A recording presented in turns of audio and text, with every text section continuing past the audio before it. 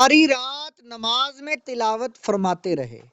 حضرت سیدنا ابن ابی زید رحمۃ اللہ علیہ فرماتے ہیں، میں نے تنہائی میں امام اعظم رحمۃ اللہ علیہ سے کوئی مسئلہ پوچھنا تھا، چنانچہ میں نے عشاء کی نماز آپ کے ساتھ مسجد میں ادا کی۔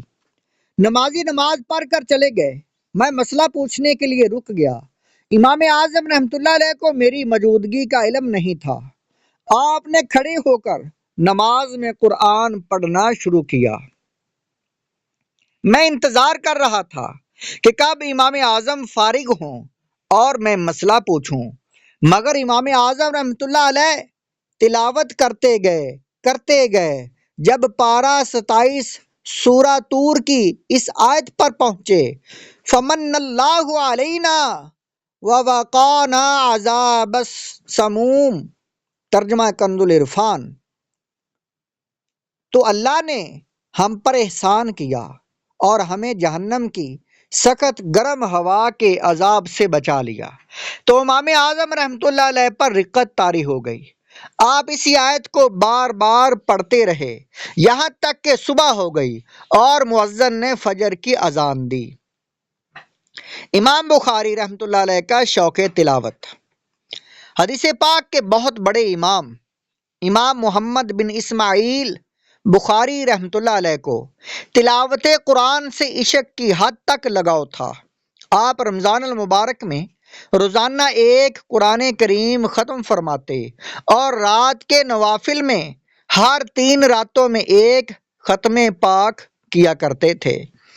ایک دن امام بخاری رحمۃ اللہ علیہ نماز پڑھ رہے تھے کہ اس دوران شہد کی مکھی نے آپ کو 17 جگہ ڈنگ مارے۔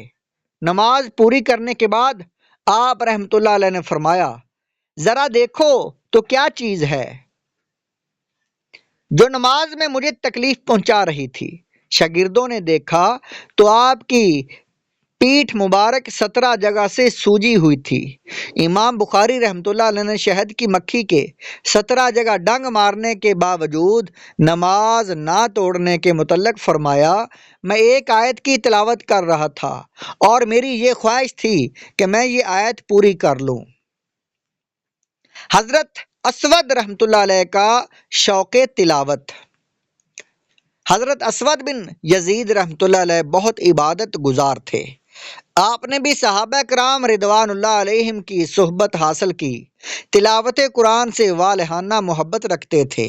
آپ ہر 6 دن میں ایک ختم پاک کیا کرتے تھے اور رمضان المبارک میں آپ کی یہ محبت بہت عروج پر ہوتی تھی۔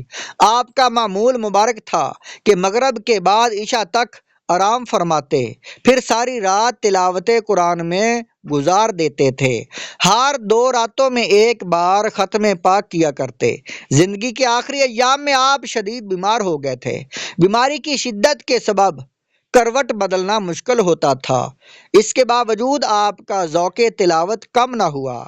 اپنے بانجے حضرت ابراہیم نخعی رحمۃ اللہ علیہ کا سہارا لے کر تلاوت کیا کرتے تھے۔ امام نافع رحمۃ اللہ علیہ کا شوق تلاوت۔ امام نافع مدنی رحمۃ اللہ علیہ قرات کے امام ہیں۔ آپ پہلے غلام ہوا کرتے تھے، پھر اللہ پاک نے آپ کو آزادی کی نعمت عطا فرمائی۔ امام نافع رحمۃ اللہ علیہ نے 70 تابعین سے قرآن کریم پڑھنے کی سعادت حاصل کی، پھر ساری زندگی قرآن کریم پڑھتے ہوئے گزار دی۔ مسجد نبوی شریف میں 70 سال تک درس قرآن دیتے رہے۔ جب آپ رحمۃ اللہ علیہ قرآن کریم پڑھاتے تو منہ سے خوشبو آتی تھی۔ کسی نے پوچھا کہ آپ خوشبو لگاتے ہیں؟ فرمایا، نہیں، میں خوشبو نہیں لگاتا۔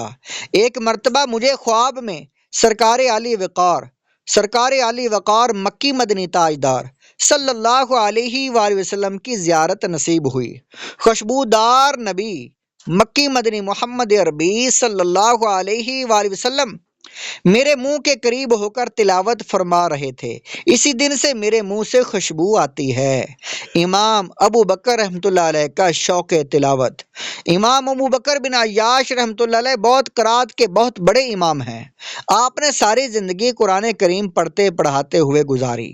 آپ رحمۃ اللہ علیہ کا 40 سال سے معمول رہا کہ روزانہ ایک ختم قرآن کیا کرتے تھے۔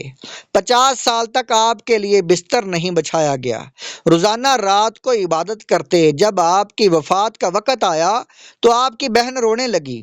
آپ رحمۃ اللہ علیہ نے فرمایا کیوں روتی ہو؟ پھر مکان کے ایک کونے کی طرف اشارہ کر کے فرمایا میں نے اس جگہ 18,000 قرآن مجید ختم کیے ہیں۔ صلو علی الحبیب صلی اللہ علی محمد۔ 3 شائقین تلاوت۔ حضرت امام قطانی رحمۃ اللہ علیہ بہت بڑے عالم دین گزرے ہیں۔ آپ رحمۃ اللہ علیہ نے دوران طواف 12,000 مرتبہ قرآن کریم ختم فرمایا۔ حضرت ابو بکر رحمۃ اللہ علیہ اللہ پاک کے نیک بزرگ ہوئے ہیں۔ آپ رحمۃ اللہ علیہ نے 40 سال ایسے گزارے کہ روزانہ آپ 1 مرتبہ قرآن کریم ختم کیا کرتے تھے۔ حضرت محمد بن کعب قریظی رحمۃ اللہ علیہ بہت بلند رتبہ تابعی ہیں، یعنی آپ نے صحابی رسول کی زیارت کی ہے۔ آپ رحمۃ اللہ علیہ بھی تلاوت قرآن کا بہت شوق رکھتے تھے۔ آپ فرماتے ہیں میں ساری رات سورہ زلزال اور سورہ قاریہ پڑھتا ہوں، ان میں بار بار غور و فکر کرتا ہوں۔ یہ بات مجھے پورا قرآن کریم بغیر سمجھے پڑھ لینے سے زیادہ پسند ہے۔